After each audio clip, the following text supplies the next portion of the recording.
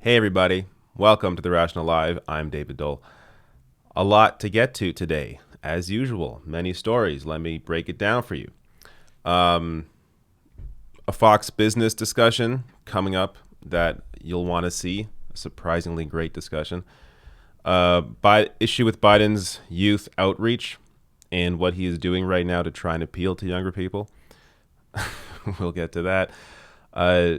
Trudeau quietly approves an arms deal, or I should say moves forward with the existing arms deal that he had in the middle of this pandemic. We'll discuss that. Tucker Carlson's criticisms of Joe Biden are in fact true. I'll leave this notification thing up for now, but I may turn it off during the stories actually, but we'll get there. Of course, I'll take super chats throughout the stream. What else here? I don't want to spoil too much. A lot of stories coming up. Biden and Trump are tied with voters of a certain age group. We'll get to that, and a lot of Biden's issues coming up in this campaign. Just not looking forward to that, but this is the world now. All right. So yeah, of course, I'll take super chats throughout the stream. Trying to get a little more presentable here. All right. Let's get it started with something enjoyable. You know how I like to start my streams with something enjoyable. So, where is it here?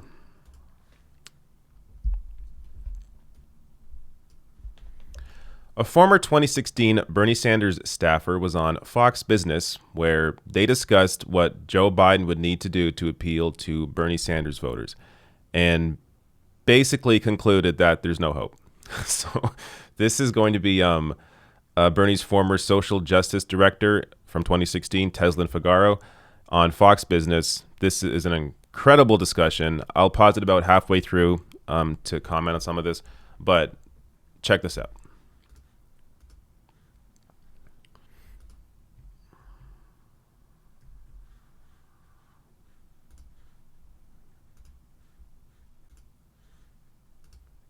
Give it to you straight shot with no chaser. He's going to have a hell of a time moving forward with getting Senator Sanders supporters. I don't care what Senator Sanders said. The bottom line is I have warned folks repeatedly over and over and over that Bernie Sanders supporters are dead serious about that platform. It is platform or else. They could care less about Donald Trump being reelected because they see their lives being affected the same, either or. They have no problem going to the convention with delegates in hand, willing to negotiate. And Senator Sanders is not going to be able to just tell everybody just to get behind Joe Biden and think that all is well. The pundits this morning are getting it absolutely incorrect. James Carville was saying, oh, no, everybody's going to come together and vote blue. He has no idea what's in the heart and mind of a true Senator Sanders supporter. He's completely wrong. And I am telling you once again that Senator Sanders supporters will move forward with or without Senator Sanders. So he can either go to the convention and negotiate or he can fold, and they will move forward with the convention, move forward with the movement without him. It's interesting because the Democrats, Teslin, have a history of nominating moderates who, well, don't win. I was trying to make a list here. John Kerry, Al Gore, Hillary Clinton. There's not exactly a great track record with those moderate Democrats. Of course it's not. And I always tell people, you know, I lean center left. I am not a socialist by any stretch of the imagination. I joined Senator Sanders in 2016 because I was anti-establishment. But we could have an entire show on why Democrats keep losing. There are also sectors that still have not had their issues spoken to, particularly black voters. I understand that black voters vote overwhelmingly for Vice President Joe Biden, but there's still a sector out there of folks who are saying, no, those lists of demands have also not been met, and they will be sitting at home. So I know everybody wants to all get along and have a good kumbaya moment, but Barney, we have a lot to talk about on this subject as soon as we get through this COVID stuff, because it's going to get really real in August, and there's a lot of folks who are disenfranchised and will be further disenfranchised as we continue to move forward through this election. All right, just to comment on some of that before I move forward with the rest of this video. This is exactly right. There's almost no point, honestly, in Joe Biden even trying to appeal to younger voters, because how could they even believe him if he tried to appeal to them? Because what Joe Biden actually has to do is he has to basically turn his staff, his administration, the people around him into the Bernie Sanders campaign. He has to bring on people that have actually fought for issues like Medicare for all, have actually fought for issues like free public college, like a Green New Deal. He needs to bring those people into his campaign. He needs to change personnel, because even if he just does it, even if Biden just says, okay, now I support Medicare for all, which first of all is not going to happen. But even if he does that, how are people supposed to trust him when he lies all the time? The last debate he had with Bernie Sanders, he had over 5 major lies during that debate, be it on his record, be it on what he supports now. Biden lies all the time and often doesn't even know where the hell he is. So even if he were to take the correct positions rhetorically, there's no guarantee he would actually fight for any of them. So while I do still think the Biden campaign has to do something to try and appeal to people, try and appeal to voters under 45, voters that he lost in every single state, even in states that he won big against Bernie Sanders. Biden still lost voters under 45 to Bernie Sanders. Biden should still try and appeal to those people, but it may not be enough. What he would actually have to do is change personnel, and unless he does that, I can't really see him winning over the Sanders base and working class voters in general. Remember, about 40% of the country doesn't normally vote. A lot of those people are potential Democratic voters. But if all you're doing is acting like your typical politician, where you have this horrible record of standing for the side of corporations over people, profits over people, how is that 40% going to trust you when they've already been disillusioned by this two-party system that prioritizes corporate interests over their own? So this is some real talk on Fox Business that you don't hear on MSNBC or CNN. And I'm not giving Fox Business credit here, but I am giving the guest here credit. She should be on more often on other networks and be allowed to voice this opinion, because it's only Fox Business, obviously because they don't mind going after the Democratic Party. They're unafraid to have these frank discussions. But MSNBC and CNN continually try to not only prop up Joe Biden, but also protect him from criticism. So let me just finish this video here, as there's a bit more.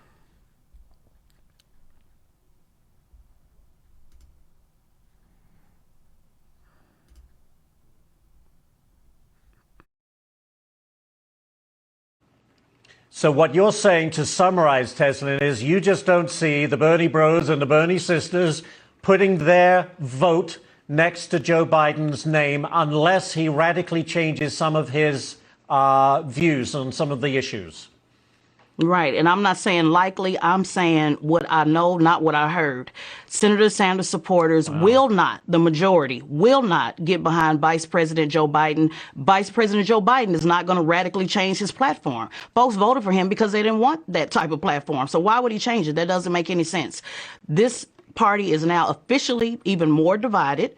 And Joe Biden's going to have to figure out how to get other voters, but they won't be Senator Sanders supporters. That's just bottom line. There's no point in playing games with it and pretending that all of a sudden Joe Biden is going to become some left-wing Democrat. He's not. Those are not the voters that voted for him. The sides have been chosen. The line has been drawn in the sand. It's pick a side or step aside. So Senator Sanders can either pick a side with his supporters or step aside. And there are people who are in line that are waiting to take it over. Folks like Killer Mike, people like Senator Nina Turner, who are willing and ready to take it over and pick the ball up where he completely obviously dropped it. All right. So a couple comments there on what she said. When it comes to the platform, the policies that Joe Biden supports, his platform, I dare you to ask any Joe Biden supporter, name me 3 policies that Joe Biden supports that you support. They won't be able to name anything, because they don't support Joe Biden based on policy. Now, again, I'm talking about the average Joe Biden voter. I'm not talking about the millionaires on television. I'm not talking about the fossil fuel companies. I'm not talking about Big Pharma. I'm talking about the average person that voted for Joe Biden. They voted for him because he was Barack Obama's VP. He was familiar. They recognized him. They know who he is. Name recognition plays a major part. And because of that familiarity with Joe Biden and being told by cable news over and over again that he's electable, that's what led to Joe Biden's rise during this primary. So I mention this because Joe Biden right now could completely adopt the Bernie Sanders platform, and he would lose none of those the average Joe Biden voter that he has right now, because they don't support him based on policy. They support him because they know who he is. So if Biden were to make serious moves, bring in personnel from Sanders' campaign onto his campaign, back these major policy proposals like Medicare for all, like a Green New Deal, like free public college, then he would be able to win over potentially a lot more Sanders voters than he's going to using this strategy of, right now all he has is lowering the Medicare age to 60. Like, that's going to appeal to young people. And he has a free public college for like means tested free public college, depending on how much money you made. Like, just again, These plans, very similar to Hillary Clinton plans. In fact, I think his Medicare plan is even more conservative than Hillary Clinton's plan was in 2016. But you're not going to win the people over with these very boring neoliberal means-tested plans. If he actually adopted the Sanders platform, then he could get a lot of these voters over with, as well, the personnel so that people can actually trust Biden on the issues. But he's not going to do that. So the discussion is almost just pointless because at this point, all Joe Biden, his only focus now is going to be on winning over conservative voters, winning over so-called moderates that don't really exist. The same strategy that Hillary Clinton used in 2016. The only silver lining, potential silver lining for Joe Biden is that this time, a lot more people are activated against Donald Trump. So I think back in 2016, because of the way the polling was going, because of the way the media was covering the election, pretty much every American assumed that Hillary Clinton was going to beat Donald Trump, which I think made a lot of people stay home. A lot of people that may have voted for Hillary Clinton stayed home because they thought, well, she's going to win anyways. Why bother going out to vote? This time, 4 years later, there are a lot of people that are angry at Trump. They don't care who they're voting for in terms of the Democrat. They just want to vote against Trump. And that may be enough to lift Joe Biden to a victory. So I think at this point, it's a toss-up. It could be Biden or Trump based on that alone, based on the anti-Trump vote. But why do you want to take that bet? You should be trying to get everybody behind you, trying to appeal to that 40% of the country that doesn't normally vote, appeal to young people, appeal to independents. Without that, he has to rely completely on the anti-Trump vote, and it's unclear if there's enough of those people. Okay. So that was the positive story of the day. No, I think we still got some laughs coming up. I don't know. We will see. Let me take some super chats before I get going on the next stuff.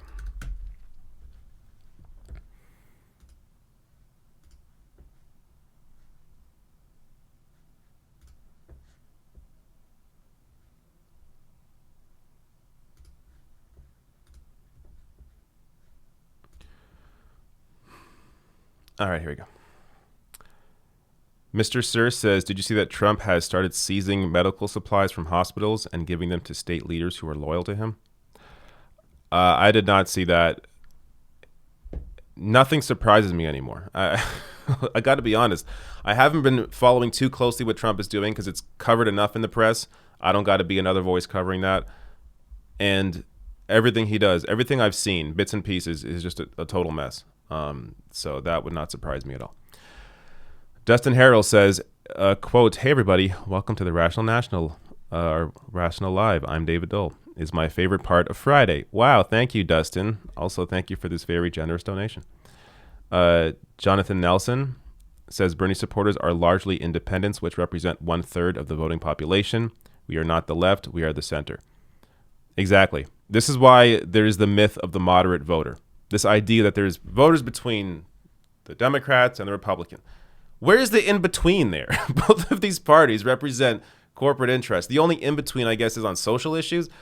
But that isn't the majority of people. 40% of the country doesn't normally vote because they've been disillusioned by the system. So if you appeal to those people the way Sanders was doing, a lot of those people being independents, then you can win. But if you continue to ignore that chunk of the country, then you're fighting over the same voters every election, and if you win, you're barely squeaking wins out, when you could be dominating with wins if you actually spoke to the people that don't normally vote. That's a good point. The greatest rogue trader says he just proposed Medicare at 60 to sway Bernie voters. Face palm. Yeah, I have a story geared towards that specifically coming up. All right, we'll stop there for now. I'll get back to more later. On to prep my next story.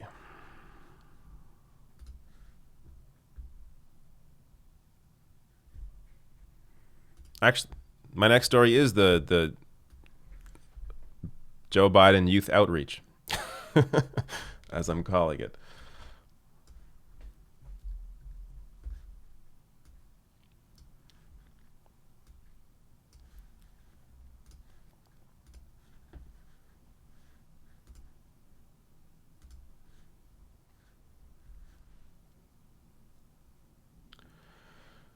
Okay.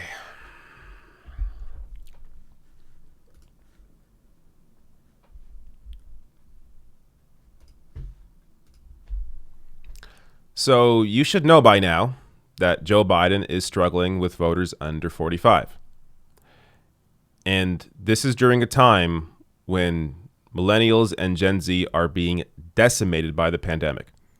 So let me first give you some information on that specifically. Here you have Derek Thompson with the new Data Progress poll. 52% of Americans under 45 have lost their job, had hours reduced, or have been furloughed. 35% of Americans, this should be under 45, he corrects it later on, under 45. 35% of Americans under 45 now say they don't have health insurance. So this is what is happening right now to the younger generations. And this is during a time when already they were being decimated before this pandemic. So what does Joe Biden have? Well, let me show you Joe Biden's new plan. Joe Biden called for letting more people get Medicare right after Bernie Sanders dropped out of the primary. Wow, that sounds great, right? More people getting Medicare. It sounds like Joe Biden is supporting Medicare for all. Well, not exactly. In a shift left, as they claim this to be, Joe Biden has unveiled a proposal to make people eligible for Medicare when they turn 60. So, just to be clear here, 35% of Americans under 45 now say they don't have health insurance. Joe Biden's solution? Lowering Medicare eligibility to 60. Like, Joe Biden's supporters are all over 45. If you are trying to win the young support, if you want voters under 45, again, I mentioned this in every story I discussed Joe Biden at this point. State after state after state, even in states that Joe Biden won in big numbers, he lost voters under 45 to Bernie Sanders. So while it may appear on the face, wow, look, Joe Biden really dominated these southern states, you look into it, Bernie Sanders still won voters under 45. So if Joe Biden is not going to bring those people out, he's going to lose. You have to appeal. You have to at least try rhetorically, at least pretend like you care. Like, I know a lot of us that are a little more in the know understand that Joe Biden could have the correct rhetoric, but he would be lying, as Joe Biden lies all the time. But it may be enough for some people. Again, if Joe Biden and Democrats actually want to win, it may be enough for some people to vote for him. But if he's not even trying, and his way of trying is lowering Medicare to 60, you're not going to win young voters. I mean, they're going to laugh in your face and they're going to stay home. And also, by the way, even forgetting Joe Biden for a second, that also hurts down ballot races. So you need young people to come out, especially for down ballot races. And for people at home, I don't care how you vote either way. I'm not going to shame you. I'm not sure how I would vote. But what I will tell you is that you should still come out to vote down ballot. So even if you don't want to vote top of the ticket, you need to vote down ballot for Democrats. You do not want social conservatives, at the very least, in control of Congress. But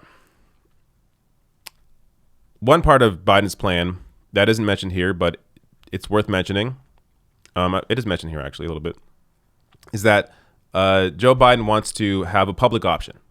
So, okay, public option, that sounds, I mean, it's not Medicare for all, but public option sounds pretty great, right? The reality is a public option is not good. And in fact, could kill the potential for a Medicare for all system down the road. So this is a piece I keep going back to in other videos, though I haven't referenced it in a while, but this is a fantastic piece. So this was written by George Baumfolk. He is a retired neurosurgeon, and he discusses why a public option won't work. So he has 3 paragraphs here I want to read because it breaks it down perfectly. So actually starting here, I believe. Yes. The big solvable issue in our healthcare system is the 30% of every healthcare dollar that is squandered on administrative overhead, paperwork, the pre-approvals, denials, and appeals that are an integral part of a myriad for-profit private insurance companies. That's around $1 trillion every year. Only a single-payer system like Medicare for All can cut that $1 trillion in half by eliminating that bureaucratic waste. That half, $500 billion, can be redirected to providing comprehensive health care to all Americans. It's not free. We'll all pay for it in taxes, which for most of us will be less than what we're currently spending on premiums, co-pays, deductibles, and other healthcare expenses. We'll pay less in the end for more healthcare for everyone. Here's where we get to the public option part. A public option cannot save that $500 billion, nor can it reduce healthcare costs. It will only add one more choice of an insurance provider to the current complex mix. Most of us neither know nor care which company provides our insurance. The choice we really care about is choice of doctors and hospitals. Most private insurers restrict that choice to maximize profits. They also restrict our access to healthcare by imposing deductibles and copays, which many of us can't afford. Medicare for All offers free choice of doctors and hospitals with no deductibles and copays. What more choice can anyone want? The other fatal flaw of a public option is that it will likely become the insurer of last resort to the sickest and oldest among us. The insurance playing field will be anything but level. As deficient as they are, for-profit insurers will cleverly market themselves to the young and healthy, leaving those who use more healthcare to the public option. Its costs will balloon, dooming it to fail, to the delight of for-profit companies. So, by offsetting all the oldest and sickest people onto the public option, you drain that system of resources, and essentially the idea of Medicare for All dies because people will assume, well, if a public option doesn't work, then how can Medicare for All work, even though they are two completely different plans in the way that they operate? So in a Medicare for All system, everybody would be on the same plan. Your Congress people, the billionaires, everybody on the same plan. So there is no risk of draining the system as everybody's paying into the same plan. But in a public option, if you have the sickest people on the public option, it simply drains the system of resources. There is no young blood into that system to be able to invigorate the system and actually pay for the sick people. So this is the issue with the public option, and in turn, the issue with Joe Biden. Medicare for All is the only answer.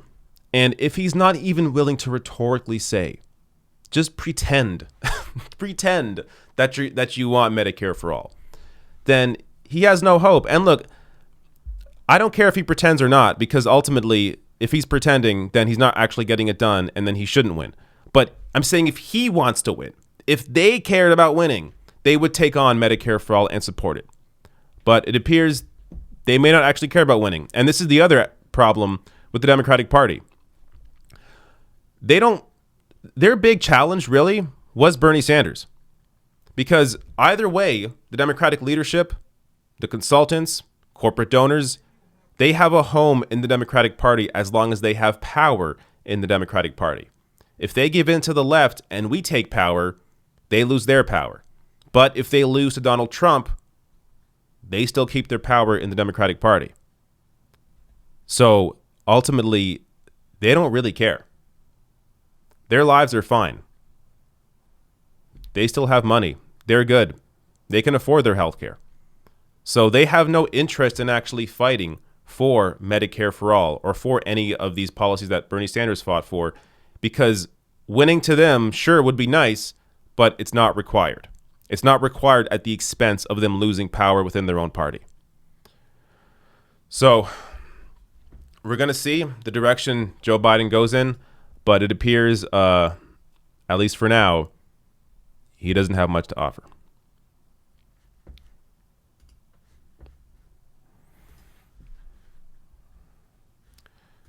All right, let me get some more super chats here.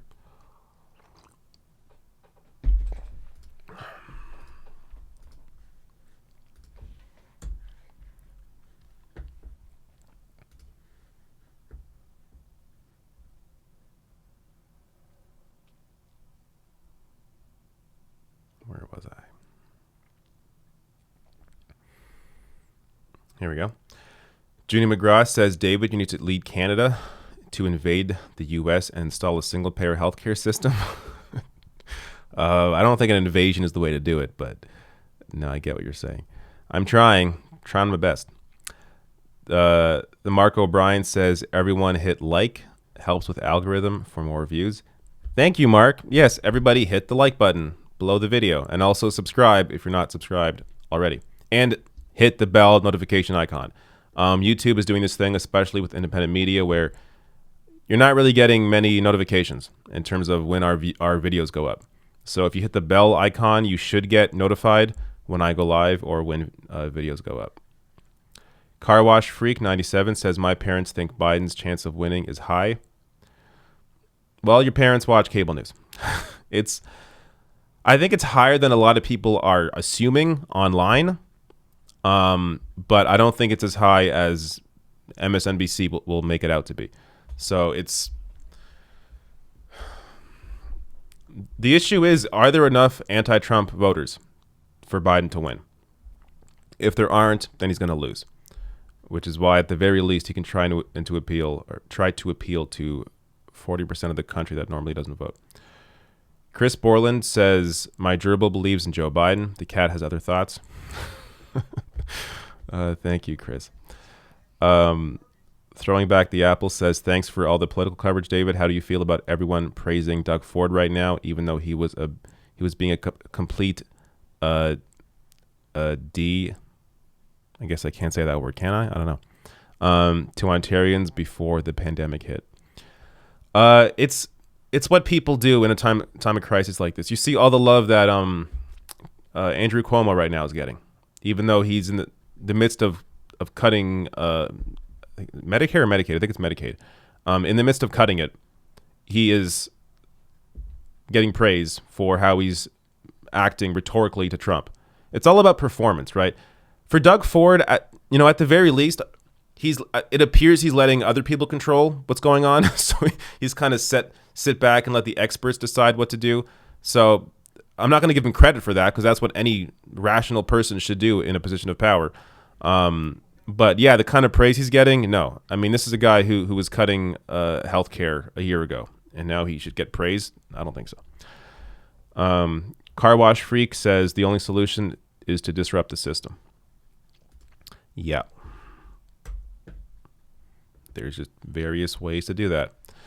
Okay, let me just hit like 2 more of these super chats before I go on. Biden Air says, any news of Biden's swap plans at Dem convention? I have not seen any recent news about that. There's a lot of speculation about that. I just don't know if it's going to happen.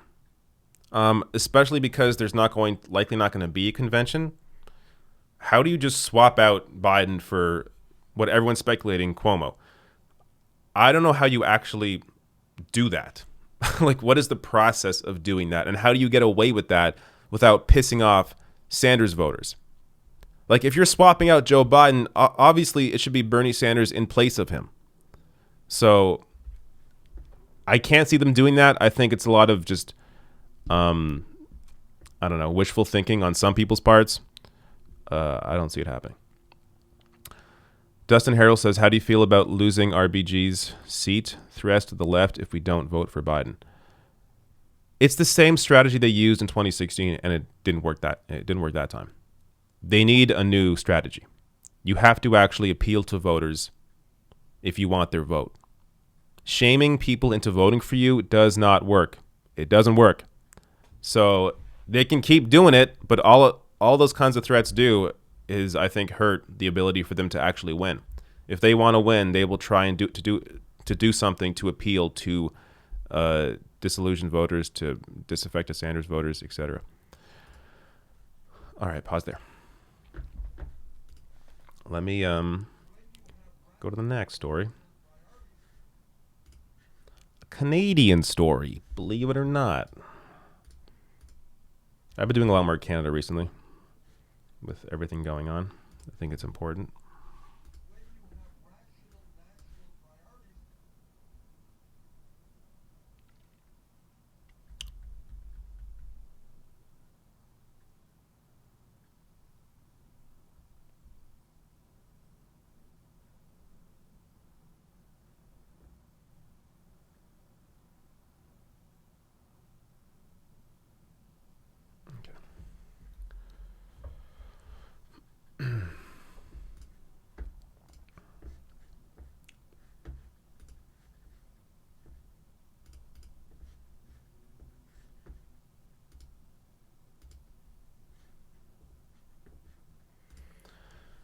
All right. Sorry, I just had to prep a little bit of that.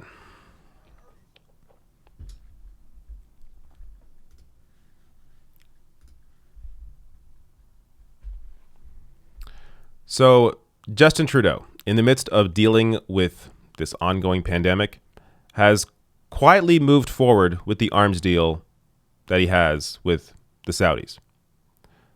So, the timing of this is really quite striking because it's clear this is done at just the perfect time when everyone else, the media, is distracted by the ongoing pandemic.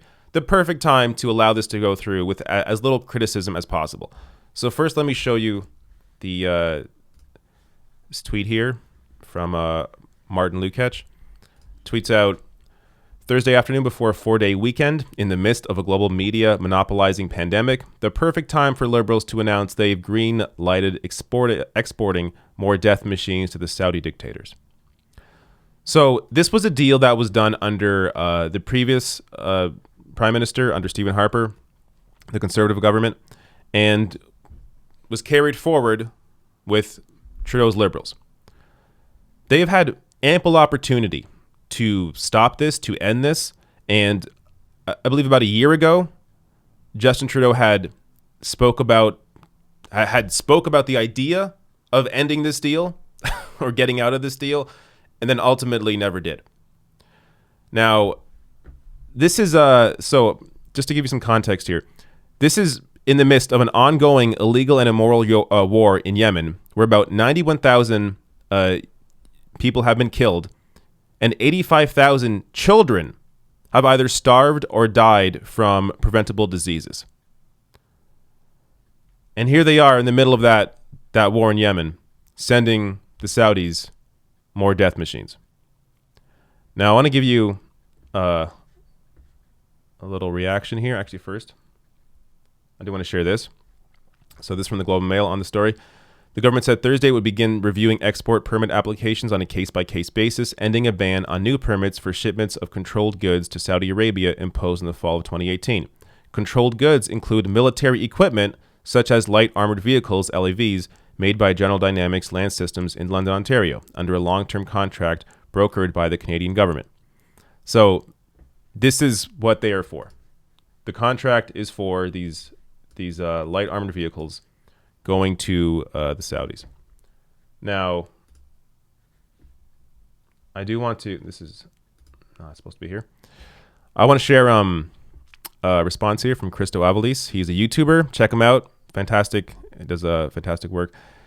Quote tweets the news on Canada doing this, saying can't fix the CERB, can sell weapons to one of the world's most evil regimes. So the CERB is the response benefit, or the relief benefit that Canadians are receiving right now. About 900,000 Canadians are excluded from the relief benefit. So while many Canadians are able to apply, and if you apply and you're approved, you get $2,000 a month for the next 4 months. But to be able to apply, you have to be directly impacted by COVID-19. Either your job does or you yourself. And it doesn't include many Canadians, including students or people that were already unemployed and aren't now able to get this relief benefit. So, as Christo mentions here, the government can't fix that, but they can sell the Saudis, $14 billion worth of essentially weapons. Now, there's also this. This was sent out today. This is the official Canadian Foreign Policy Twitter account. They tweeted out, now is the time to put armed conflict on lockdown, to protect the most vulnerable, and to focus together on the true fight of our lives, the fight against the pandemic. This was tweeted out today while they are sending armored vehicles to the Saudis. Just incredible. I mean, you really can't expect anything different with a government like this that really engages in this sort of propaganda, pretending they are one thing when they are something else. One more thing here. Excuse me. There is the myth of Canada as a peacekeeping nation. Now, there is a lot to this. There's a lot of history to this. I really just want to give you one quote to sort of give you an idea of what Canada does compared to what people think we do. So Canada is often viewed as a peacekeeping nation. Oh, we're the world's peacekeepers. The reality is a lot different. So if I can find what I'm looking for here. Here we go.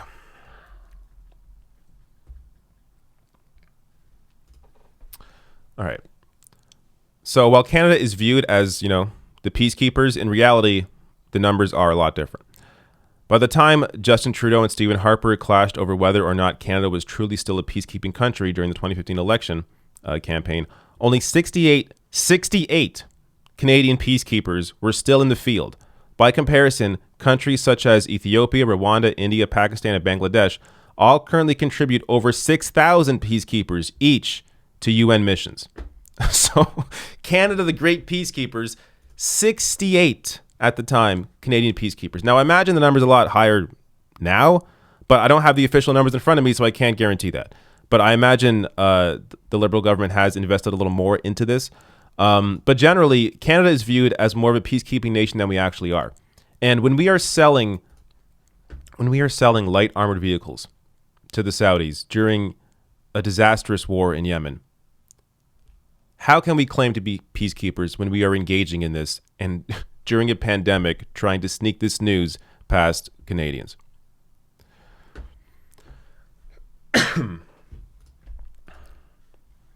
I'm not sick. It is the dry air. Air is very dry here in Canada, at least Ontario. All right. By the way, I got to give a shout out again. Christo Avalis. Check out his channel. Does great work on YouTube. All right. Now, actually, let me get to some super chats. Then we're going to get to another Fox News clip. Not praising Fox News whatsoever, but this is going to be basically an I told you so in terms of what Fox News is now saying about Joe Biden.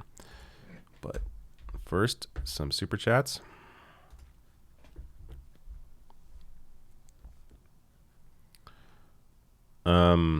After Fracture says, this is the only time I'll ever say I'm glad the provincial election is so far away. I would hate a Ford re-election based on his COVID response. That is a great point. Yes. Yeah, because if there was an election right now, there is a good chance he would win because of the way it's also the way voters just think and act during a crisis like this. Like, they want to look to a leader, and they just, even if that leader isn't doing anything good, they want to it makes them feel good. It makes voters feel good to think that that their leader is actually doing what's necessary. So I totally agree with you. H. Ralph Ganger says, Trump re-election plus Republican Senate equals Supreme Court Justice Jeanine Pirro replacing RBG. There could be 7 conservative justices by 2024. Consider that before staying home in November. We must win the Senate. Look, again, someone just made that argument. You can use that argument, but it didn't work last time. It didn't work in 2016 when people were saying, who was it? The Fox News judge. I always forget his name. But the Fox News judge, who has been a little more critical now of Trump, they were acting like, oh, he or like Judge Judy or something was going to be like, that's who Trump is going to put on. The reality is Trump will put somebody on that's horrible. Kavanaugh. So you don't got to use like celebrity names to really trigger people. But because that line didn't work last time, I don't know, maybe the energy should be put towards putting pressure on the Joe Biden campaign to appeal to Sanders voters, to appeal to disillusioned voters, to appeal to 40% of the country that doesn't normally vote. The pressure should be applied on Joe Biden and his campaign. You're not going to shame voters into winning. It doesn't work that way. We saw it in 2016. So while I understand your point, it's not going to work. Dana Kramer says, I think they will pray Biden wins, but plan to quickly replace him with their chosen VP. I think that's the more likely scenario. I think they'll stick with Joe Biden. He will be the nominee, but whoever the vice president is will likely be the person that is going to take over in 4 years, if Joe Biden even makes it 4 years in. God, look at the discussions we're having right now. This is Joe Biden. But that's the reality. So, which is why I think they're going to pick somebody that they're very comfortable with, and is also competent in their minds. Someone that can fight on the side of the status quo. So, Kamala Harris, I think, would be a pretty obvious decision for the Biden campaign. But they may go even more boring. They may go with somebody like a Tim Kaine kind of figure, but a female VP, but a Tim Kaine kind of figure where nobody knows who the person is. They're just some white lady from some state, and try that. I mean, if they do that though, that would be a complete disaster. I think I at least hope the Biden campaign realizes that they need to create at least some fake energy with their campaign. So they would have to choose somebody like a Kamala Harris who is at least a little different and is somewhat known compared to, a total no-name. But we will see. Tara Perot says, did you see that New York is thinking about shutting down their primary, especially for counties without other elections? My board of elections confirmed. I did not hear that. Didn't Cuomo tweet out yesterday that voting is now all by mail? Pretty sure he tweeted that out. So I'm not sure how they'd be shutting down their primary. Munther Halal says Sanders well to fight didn't match our huge support. I think you meant will. Sanders' will to fight didn't match our huge support. No, I thought he fought, but he didn't. Sure, Bernie Sanders is not the person that many people wish he was. He's not going to viciously attack Joe Biden. That's just not who he is. Unfortunately, in some ways, but Bernie's too nice for his own good.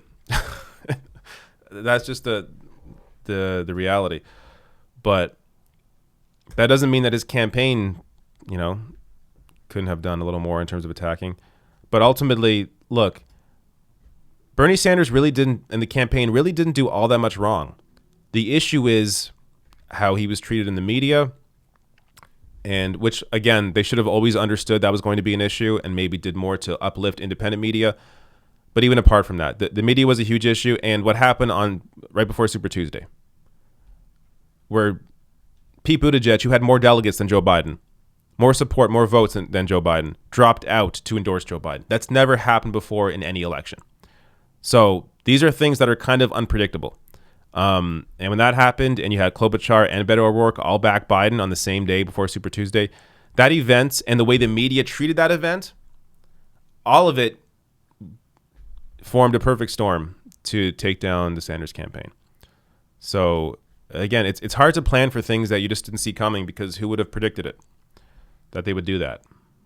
But that's what happens.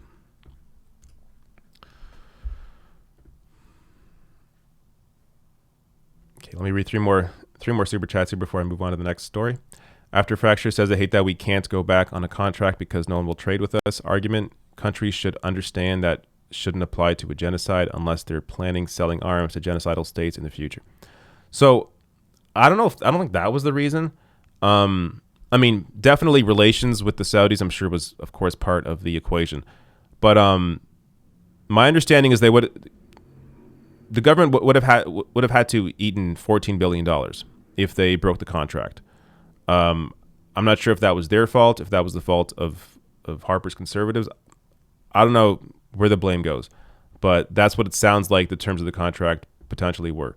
But still, like, the reality is you're sending machines to go and destroy lives. So you really have to think about the impact of a move like that.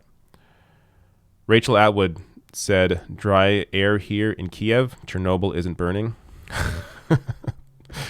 Junie McGrath says, out of curiosity, and perhaps you've answered it once, but do you have a favorite Canadian prime minister? And if so, why? I don't have one. to be totally honest with you, I'm also not, completely. How should I put this? I'm not an expert on Canadian history. There is a lot to our history. Someone like Christo Avalis, who is a historian, might be able to give you his favorite prime minister. I don't got one. It's not something I'm all that engaged in. All right. Next story.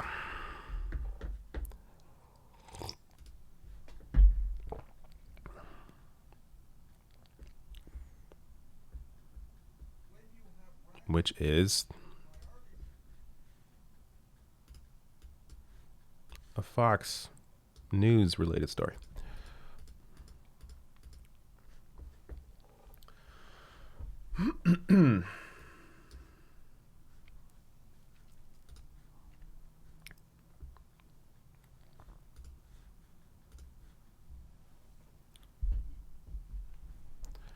So it appears Fox News is attacking Joe Biden in the exact way we warned you they would attack him. Now, usually right-wing attacks are easily disputed. They're full of lies. They're, massaged in some way to not really give you the full truth. But when it comes to Joe Biden, there are so many legitimate criticisms that they don't have to make anything up. And because of that, these arguments are more effective and have the potential to keep a lot of people home, especially if they start getting put into ads, which I believe Trump is already beginning to run. So let me show you Tucker Carlson on Fox News, essentially, as Sahil tweets out here, demolishing Joe Biden. Underneath it all, he was a party man to the core, always. Sad. All of which means Joe Biden is now the presumptive Democratic nominee. Nobody really chose Biden for this job. He wound up in it by a series of defaults, and it shows. Ask yourself, is Joe Biden ready to lead this country? Could he find his car in a 3-tiered parking garage? Could he navigate a salad bar? And by the way, what exactly is his position on the coronavirus pandemic? Those are the mysteries Democrats now face. Biden has been virtually invisible for the last month. That's not an accident. Joe Biden on camera means more moments like this. We cannot let this, we've never allowed any crisis from the Civil War straight through to the pandemic of 17, all the way around 16. We have never let our democracy take second fiddle. We can both have a democracy and elections and at the same time correct the public health. You follow that? Correct the public health. It's hard to imagine a man like that making it through a presidential debate or even staying awake through the inaugural proceedings. It seems likely that at some point Democratic leaders will try to find a way to replace Biden before the November election. Andrew Cuomo is the obvious replacement, but there are many others. Whatever happens, it's worth taking Joe Biden seriously for this moment, now that he is officially, in a sense. So there. This is, look, I'm not playing this because Fox News is great. They're not. Fox News is garbage. But the point is, these are actual legitimate critiques. Joe Biden mentally is not there. And I'm not saying these are critiques that should benefit Donald Trump. No, Donald Trump also has many of the same issues that Joe Biden has. But the problem here is not that Republicans are going to win over Democratic voters. It's that Democratic voters will stay home the same way they did in 2016. So unless the Joe Biden campaign and Joe Biden himself are actually willing to try and appeal to that 40% of the country that doesn't normally vote, a lot of those people being Sanders voters, a lot of those people being independents, young voters, then they will likely lose. Now, I say this again and again as well, though. If there are enough anti-Trump voters out there, then Biden can still win. But are there? Is that a bet you want to make right now? So there is no harm. Like, if you go after the progressive voters, go after Sanders voters, you're not harming your ability to get out anti-Trump voters. Those anti-Trump voters are coming out anyways. So there is no downside in trying to chase Sanders voters into your campaign, bring them in. There's no harm to doing that because those anti-Trump voters are going to vote for whoever the Democratic nominee is and whatever they fight for. So there is only Joe Biden in going after progressives. If he were to do that, it's only a plus. There is no downside to doing that. But they're not going to do that because of who backs the campaign, the consultant class, these massive donors, corporate interests, big pharma, fossil fuels. They are not going to go. They're going to go away. They're going to be ingrained in the Joe Biden campaign unless he replaces the people within his campaign, which, again, he's not going to do. And if he does, it's not going to be with Democratic Socialists. So Joe Biden he still has the ability to win. Not that, honestly, it would make much of a difference for a lot of people based on what he's fighting for or not fighting for. But I'm just saying, in terms of Joe Biden's sake, if the Joe Biden campaign cares about winning, they would actually chase the votes of people that they need in order to win in bigger numbers than they may otherwise, if, again, they win it all.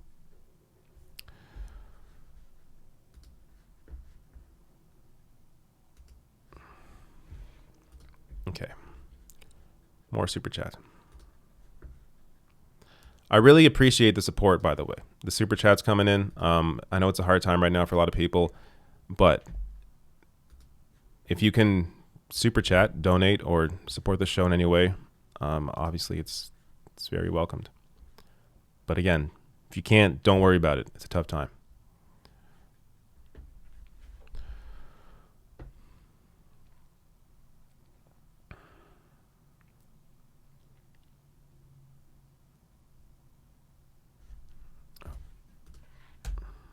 Forgot to refresh the page.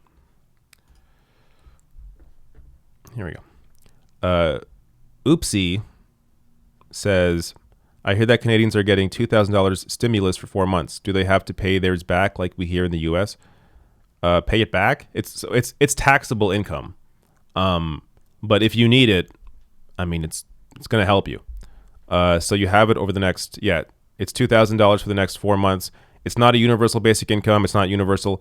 You have to apply for it, and you have to actually be impacted by COVID-19. Either your job's impacted, or you have to stay home to take care of somebody, or you have it yourself. It also leaves out about 1/3 of unemployed Canadians, about 900,000 people. A lot of those people being students or people that were unemployed previously. Or people making under $5,000 a year. So it's a really weird, there was no reason for it to not be universal. They've been asked about it, and Trudeau has not been able to give an actual response. He does what he normally does, avoids the question.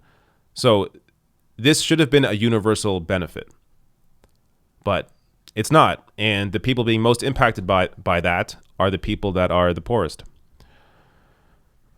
That said, look, if we're comparing it to America, I hate complaining because it's compared to what it could have been. I think it's better, but it's still, that said, if we're talking about Canada and what we're doing, it's not enough. Ravi Parimi says, where was Tucker's outrage when Trump committed crimes in broad daylight? Also, watching Tucker Carlson makes me want to puke.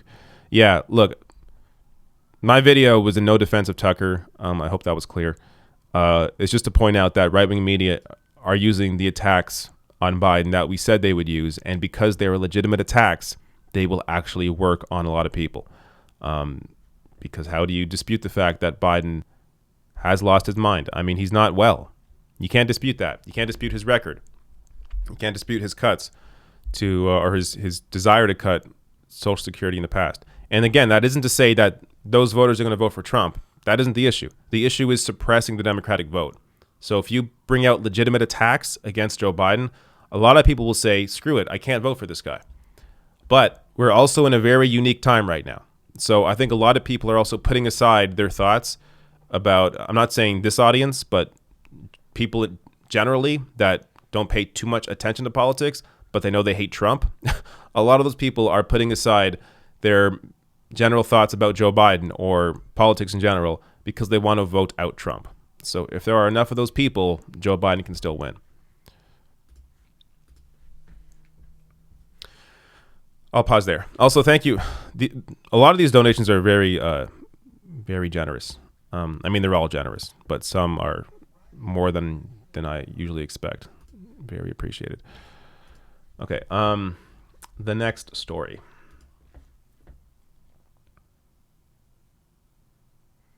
I didn't prep this one.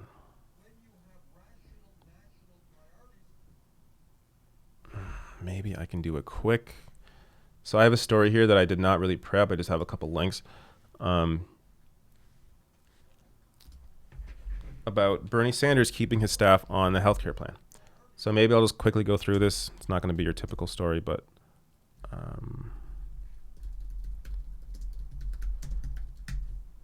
did want to add one piece to this, though.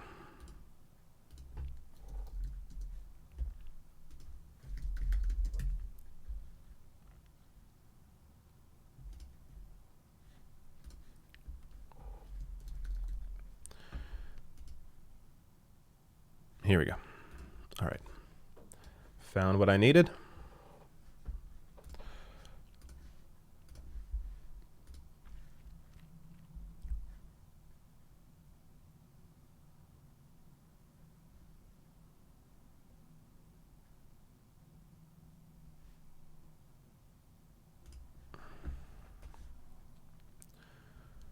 All right.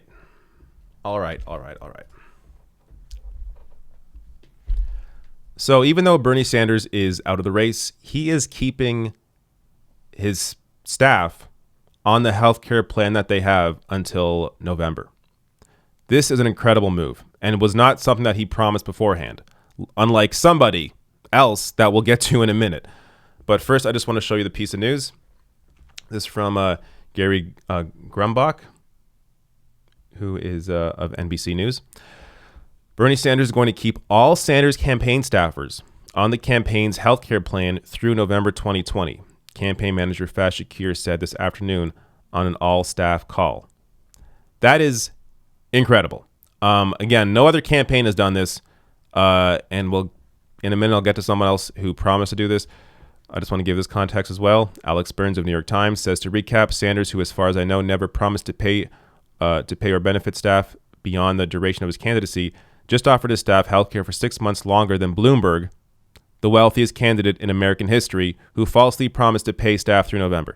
All right, so that was the piece that was spoiled for me there. I wanted to bring it up here. But yes, Michael Bloomberg had promised that regardless of what happened in his campaign, that he would keep his staff would be paid to the end of November. Well, once he dropped, that completely went out the window. This again, a billionaire. He could totally afford to do it. He could keep them on for the rest of his life. He could keep paying the people that he had in his campaign. But no, he dropped them after promising that they would have a job through November, regardless of the status of Bloomberg's campaign. So I wanted to share this piece of news because this is, again, showing you the character that Bernie Sanders has. How he puts his money where his mouth is. He actually cares about people. It isn't just about rhetoric. It's about action. He has fought for people his entire career. And when it comes to a move like this, keeping your staff on their healthcare plan during a pandemic like this, I mean, it really shows you who the man is.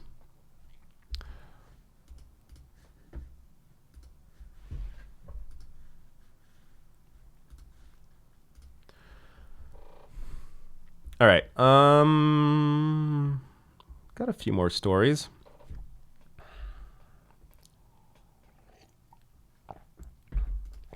I'll get to more super chats in a minute, but that was a quick story, so I want to get to this first.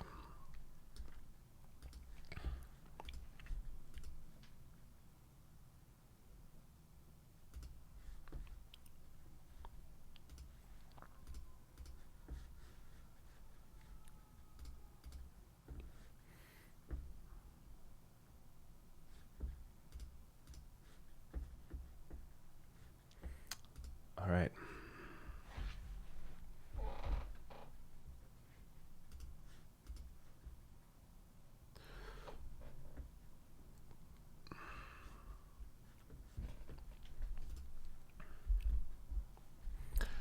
So Joe Biden's appeal to voters under 45 is pretty terrible. In fact, right now, as I am about to show you, Joe Biden is tied with voters under 35. Tied. Sorry, Did I say Bernie Sanders? I'm starting this over again. I may have actually said that correctly, but if I'm going to cut this later, not happening.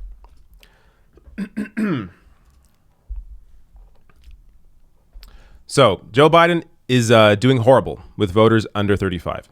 Now, we saw during the campaign that even in states that Joe Biden lost in big numbers to Bernie Sanders or in states that Bernie Sanders lost to Joe Biden, Bernie Sanders still won voters under 45. So these are the voters that the Democratic candidate would need to defeat Donald Trump in a normal scenario. Now, I discuss again and again, there may be enough anti-Trump voters that come out this time to give Biden the victory, but why bet on that? Biden may as well try and appeal to younger voters, which he's not doing right now. So it is so bad right now with younger voters that right now he is tied with Donald Trump with voters under 35. So you see here, this is a Monmouth national poll. Donald Trump right here, Joe Biden right here, both at 44% with voters 18 to 34. This is horrible. And again, a lot of these people are totally winnable. And a lot more people that don't normally vote that may be in all of these categories in terms of age. You can win them over if you actually show that you are fighting for them and not for the status quo. But this is who Joe Biden is. And just to give you some more context here, party affiliation. This is another important piece. So even though Joe Biden is leading in this poll, 48 to 44 against Trump, again, remember all the polls back in 2016, Hillary Clinton defeating Trump? It seems to be a very similar situation right now where Biden's winning by, small margins. But when you look at something like independent voters, Trump is winning them 47% to 37 for Joe Biden. Now, why does that matter? Because when you look at party affiliation, most people are independents. And this number is actually lower than normal. Usually it's in the 40 somewhere, 42, 43, 45. It's coming down right now, potentially because of what's going on right now in the world and heading towards an election. But still, Republicans and Democrats tied at 30. Independents make up most people at 36%.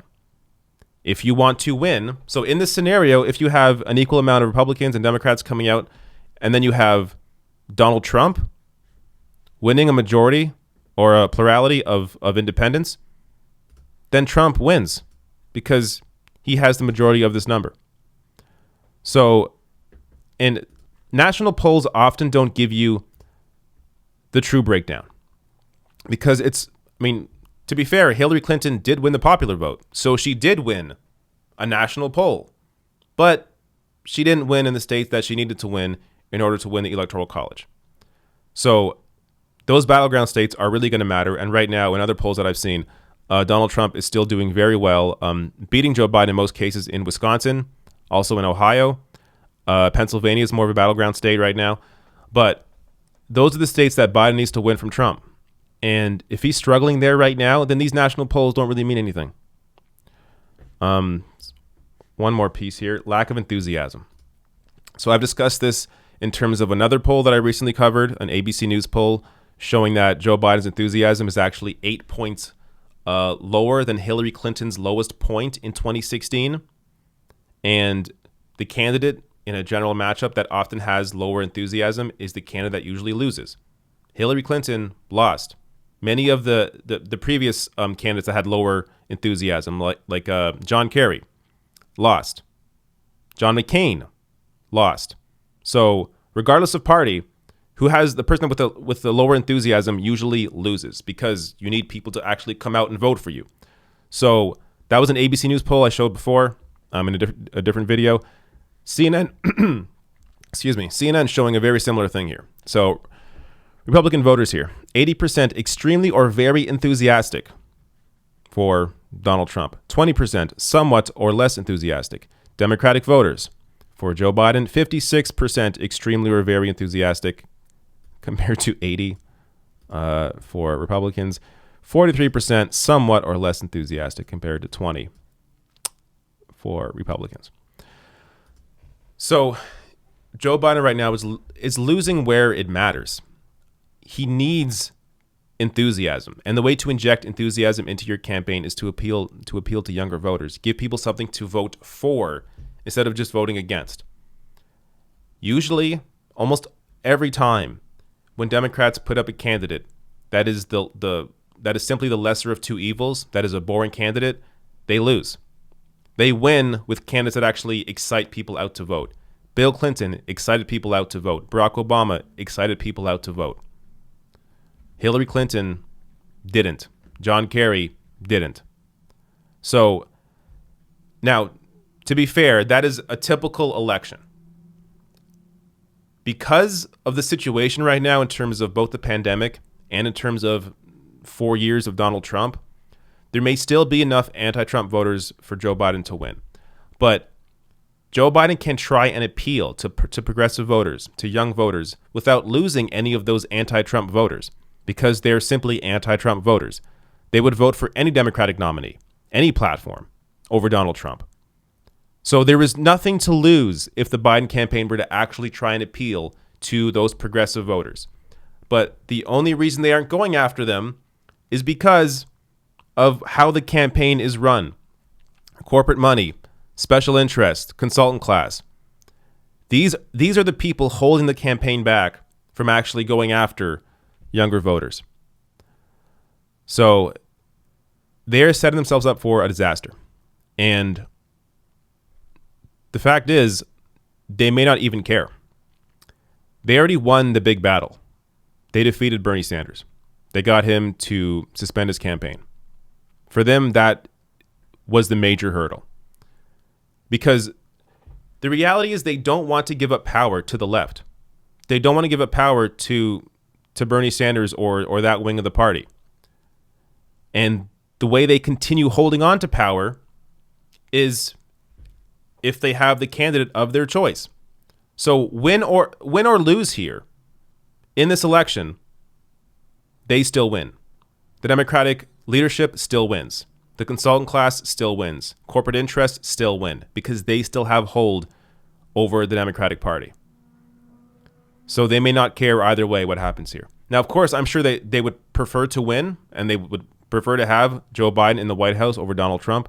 But ultimately, they would rather, as long as Bernie Sanders is out of the way and these people still have jobs, that's what they really care about. So there is no desire for them to actually fight for progressive policies because they are afraid that at some point, those people, those ideas will take over the party, and the people in charge right now of the Democratic Party will be out of a job.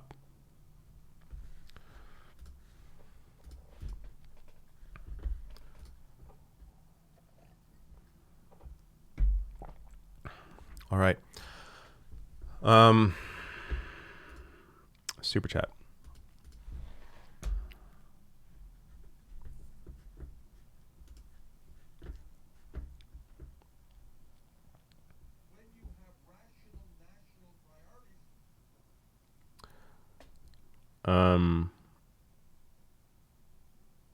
I don't want to say your name because it may come out the wrong way.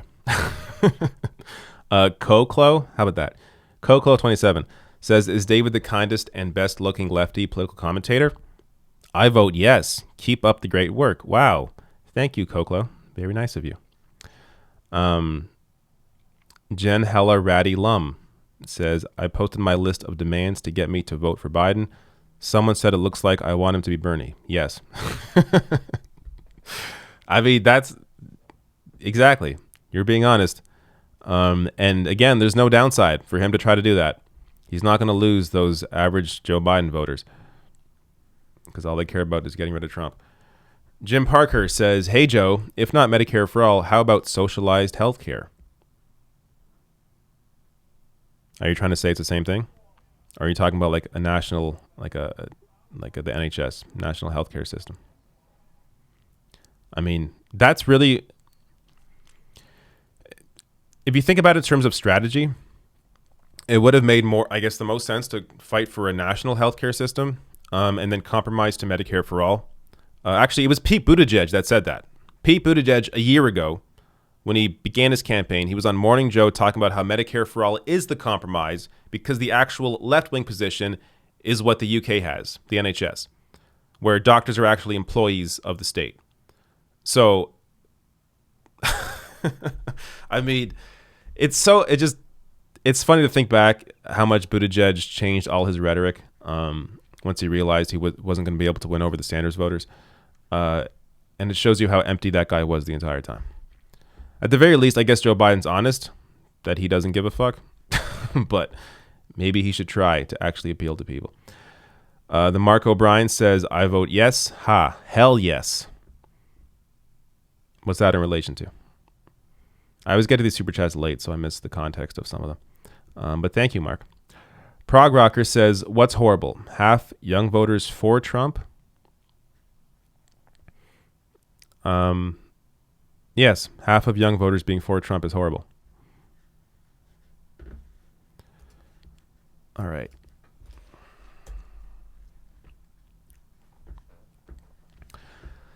Allow me to move on to the next story.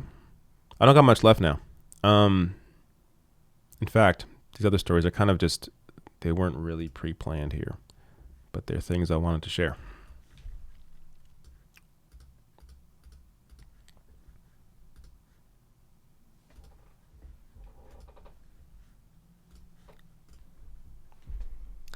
So I just wanted to share this poll because again.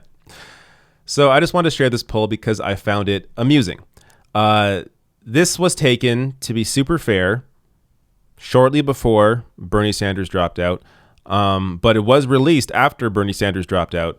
I should say suspended his campaign. So Bernie's still on the ballot, but he did suspend his campaign. But this poll from Change Research, taken April 3rd, shows Sanders beating Trump 46-44, whereas Trump beats Biden 45-43. I just thought it was interesting. This is, I mean, potentially, again, one poll, putting it into context here, it likely doesn't mean anything, but the idea that maybe people were finally waking up at the beginning of April to realizing that Joe Biden doesn't have this in him after maybe seeing him on television a few more times, maybe seeing him on when he was on The View, when he was on MSNBC, just not making any sense, just blabbing on and on and on and fumbling over his words, which, look, I get stuttering is an issue. I stutter. That isn't the problem. It's that Joe Biden doesn't know what the hell he's talking about. And even when he's referencing his notes, he doesn't know what he's reading. So, and that is just one issue. Forget, I mean, his record, his horrible 40-year record of being on the wrong side of issues, being on the opposite side of almost every issue when it comes to what Bernie Sanders was actually fighting for at the time. Be it on war, be it on trade deals, be it on gay marriage. Biden was on the wrong side of those issues, Bernie on the correct side of all of those issues long before anybody else in Congress was. But that's the record. Biden's issues mentally, and really Biden's inability to appeal to voters under 45. A huge issue. So he's going to have to rely on the anti-Trump vote. Maybe there's enough of those people, but you're seeing here, even late in this campaign, at the beginning of August, there was at least one poll showing that that despite the fact that all the focus in the mainstream press was on Joe Biden, and Joe Biden being the presumptive nominee, even though Sanders at that point hadn't dropped out yet, that even with all of that, Sanders still won this poll, still received more support against Donald Trump than Joe Biden did.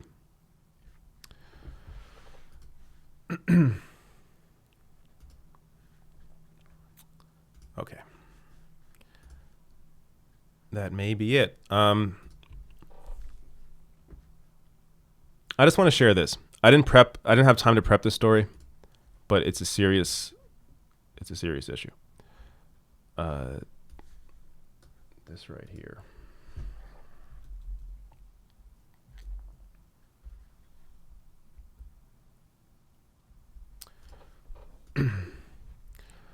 So right now, the U.S., the Trump administration, is trying to block aid to Iran during this pandemic.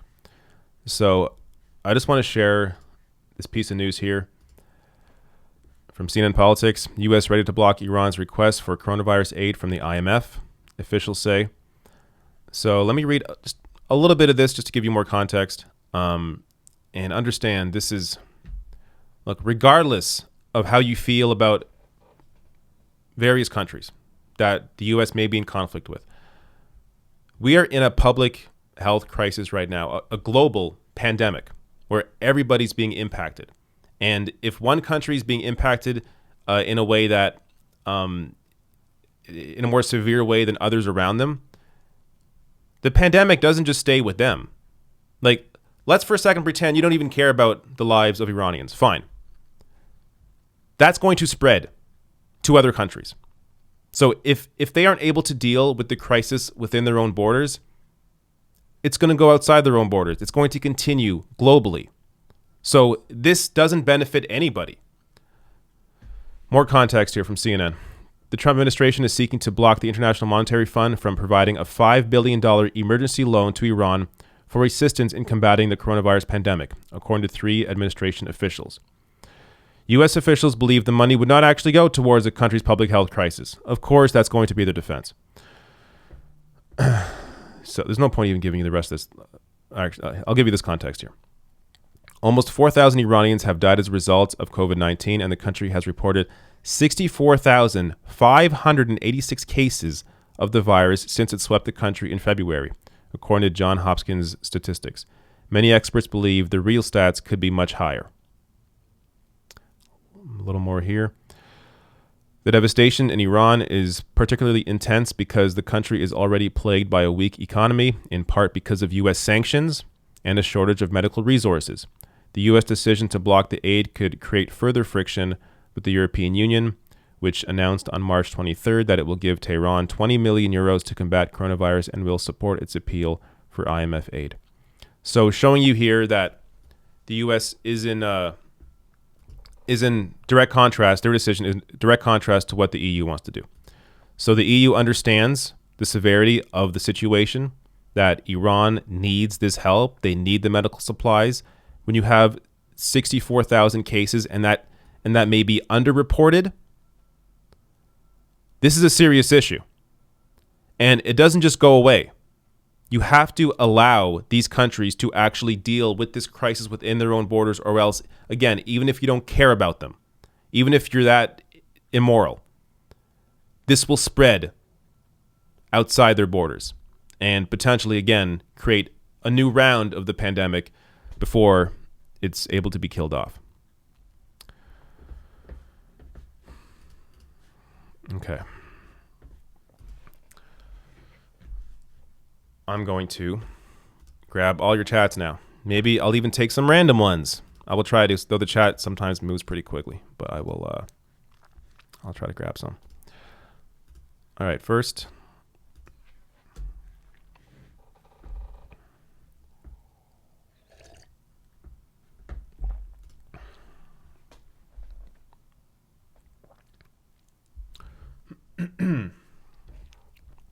Polyfufu says, what is your take on the timing of Bernie suspending his campaign? I wanted him to fight till the bitter end. Why didn't he? Love your show. Thanks. He suspended it, I think. I think if it wasn't for the ongoing pandemic, he wouldn't have ended his campaign. But because his campaign is really about grassroots, on the ground support, and he can't hold rallies, there can't be door knocking. I mean, at the most you could do phone banking, but still, what are you phone banking for? To tell people to go out and vote when it's not safe to go out and vote? And a lot of these primaries now have been pushed back until June. Look, he's still on the ballot. So if you're in a state that hasn't voted yet, make sure you still vote by mail for Bernie Sanders. Don't go out and vote. Vote by mail. But there was no real path. So without being able to engage people on the ground, without being able to grow the movement, without being able to have these rallies and door knocking, there's not much the campaign could really do to get out of the hole that they were in. And of course, with the media focus being the way it is, just completely ignoring even the existence of Bernie Sanders, that's not going to help either. So I think by him getting out now, or I should say suspending his campaign now, he gets to do what he wants to do. Focus on the coronavirus pandemic, focus on his work in the Senate, and really try to get something done to help people. So ultimately, he did it, I think, for the greater good, because he sees a pandemic right now and he thinks his energy is used better towards that rather than fighting in a campaign that he really has no hope to win. So I think he made the right move, but if it was a different situation, and this pandemic wasn't going on, I think it would have made sense for him to stay in, and I think he would have stayed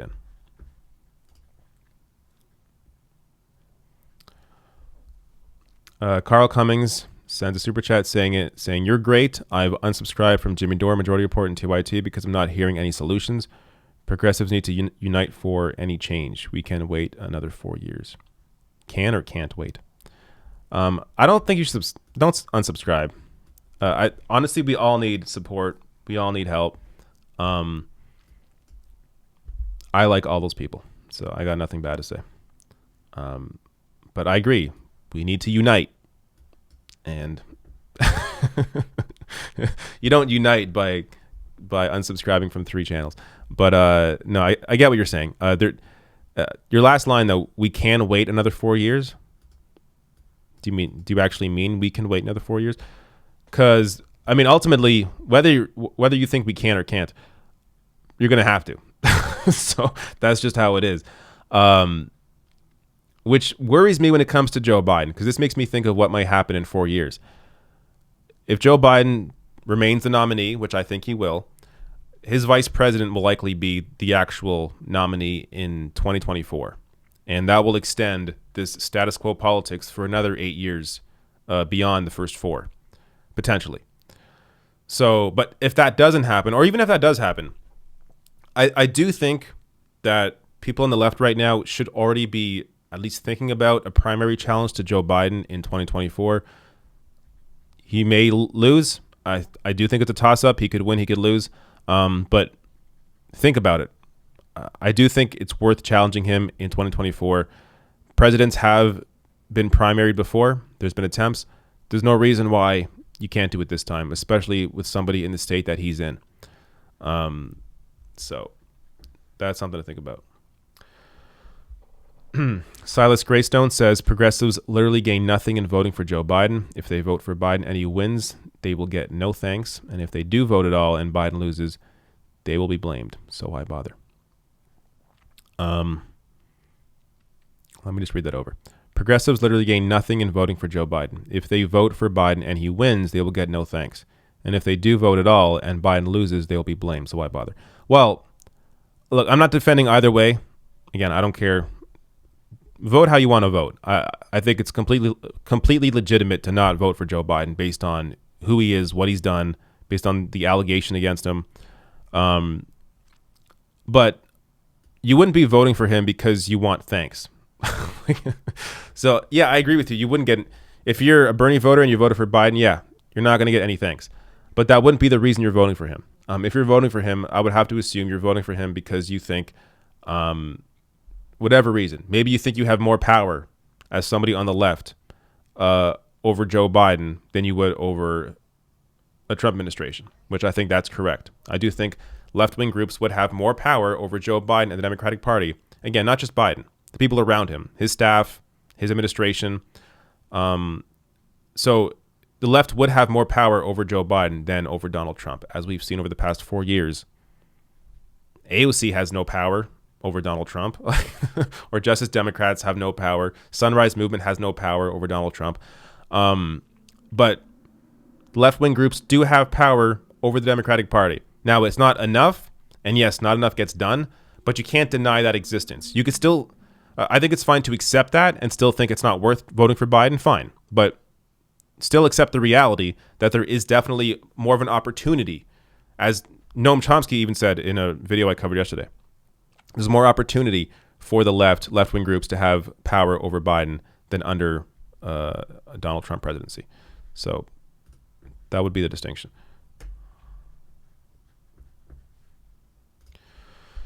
All right, 2 more here. I'm not sure when I'm getting up. I'll get off on super chats but I will get to some random chats as well that I find in a minute. This name that I cannot read says we need a general strike, grocery stores and Amazon soon. Yeah, so right now, I believe there's a strike going on at Amazon, or at least certain warehouses. Refrain from buying anything off Amazon this week. I think it's the one way you can help to support these various strikes that are going on. But I do agree with you that a general strike, which would include grocery stores, would definitely have an impact. Swirly Swirl says, thoughts on Nina Turner 2024? I think that sounds amazing. Yeah, I would totally be in support of Nina running. I don't know if she has the desire to do it, but I would totally love to see that. All right. Well, let me grab some random chats. Again, if you got super chats, send them in, but I'm happy to jump into this random chat. Going very quickly. Let me try catch something here. Jesus. What are these discussions right now?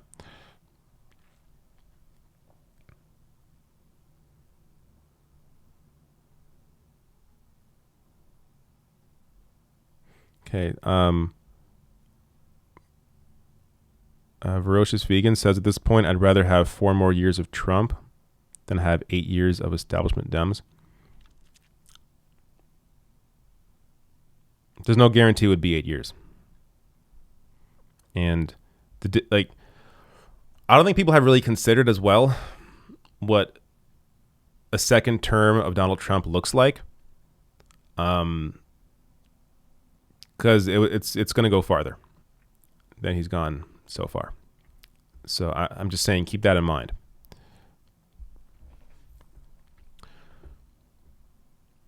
Let's see if I can grab something else. Viking T says AOC Nina 2024. I'm down for that.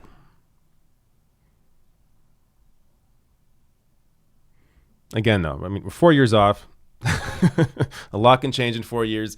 You know, people can rise up that you never even thought might be potential nominees. It's just going to... It's fun to speculate, but none of this right now is really are really any good predictions. Let's see if we can get one more from the random chat.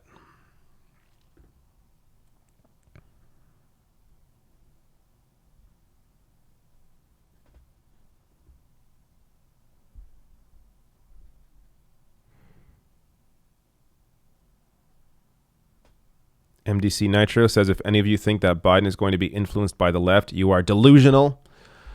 I don't think Biden will be, but the people around him potentially could be. Remember, a presidency isn't just about the president. It's about who's around them. And in the case of Joe Biden, he's not going to be in control. Let's just put it that way. Looking at the condition that Joe Biden is in, I don't think he'll be the one in control. So if there is, mass protests, for example, mass movements, marches, that will, I think, have, again, more of an opportunity to have an impact on Biden. It may have no impact at all, but there is more of an opportunity there to impact him. But again, vote how you want. Leave it blank, stay home. Though I would say don't stay home. Vote down ballot. But I'm not going to shame you into voting. I think this is why I haven't really taken any side. I think it is completely legitimate to vote for Biden, and I think it's completely legitimate to leave it blank. I think there are rational arguments for both. So I'm not here to tell anybody what to do. I think both sides have rational arguments, and I'll leave it at that. All right, finish up on, I think I heard a super chat, then we'll get out of here. Koklo27, Koklo. How's your name? Koklo. Ellie wants to know, what organization did that Bernie poll you just quoted? Thanks again. What organization? Oh, I think that was Change Polls. Change Research. Yes. It was Change Research. Bring it up for you. This one here, is that what you're talking about? Change Research poll. If you go to Twitter and look for USA_polling, you'll find them. And this was posted on the 9th. So there you go. All right. We good? We good? Had a good time? All right. One last thing. I'll be on, I didn't even rep my own stuff. rationalnational.com/join. Patreon page. But I will be likely on Twitch this weekend. Or, no, I'm usually Mondays now. So every Monday at like 9 p.m., I'm on Twitch doing something. So come check me out. I'll try to be on there more often, but man, I work too much. So even when I go on Twitch, sometimes I feel bad because I feel like I'm exhausted. I don't really, I'm not really all that entertaining or interesting, but come for the chat, come to hang out. I like to, Twitch is a lot more personable and I can follow the chat because there isn't like a million people chatting. So I can actually have conversations. So it's a little more laid back, a little different than YouTube is. But if you're into that, come check it out. Link is below the video in the description box, twitch.tv/therationalnational. Follow me on there and you'll know when I go live. All right. Thank you all for coming. I'm just looking at the chat to see if anything else, anybody want to mention anything that maybe sticks out to me, but it's going way too quick. Hard to follow. All right. Thank you all for coming. See you next time, next Friday, 3 p.m. Eastern. Oh, that a super chat I just heard come at the last second. You just made it under the wire. It's a good thing I have audio notifications. Otherwise, I would have missed that. Keaton Fox says, how do you think Bloomberg's $1 billion will help? Billion to Biden? It's not really going to do anything. This is the whole myth when it comes to needing money in a general election matchup. There is billions of dollars in free media in a general matchup. Everybody knows it's going to be Trump or Biden. Bloomberg's extra $1 billion, what, more television ads for Biden? Is that really what's going to push him over to defeat Trump? It's completely useless. Maybe it could be put towards a get out the vote effort, like people on the ground door knocking, but door knocking for Biden, what do you say? Knock, knock. Hey, he's not Donald Trump. Will you vote for him? Like, there's no energy or enthusiasm for Joe Biden. I'm not sure what the arguments that door knockers or phone bankers would even make. So the $1 billion, I don't think does anything in a general matchup. Money matters a lot more in a primary, because especially when that's so like 20 people in this one, because you need to get your message out and stand out in that way. And the media can't focus on every candidate, especially if you're Bernie Sanders. But in a matchup, general matchup, both sides get free media, billions of dollars free media. I don't think Bloomberg's billion does anything. But that is a great question. Thank you, Heaton. All right, time to go. See you all next week. Later.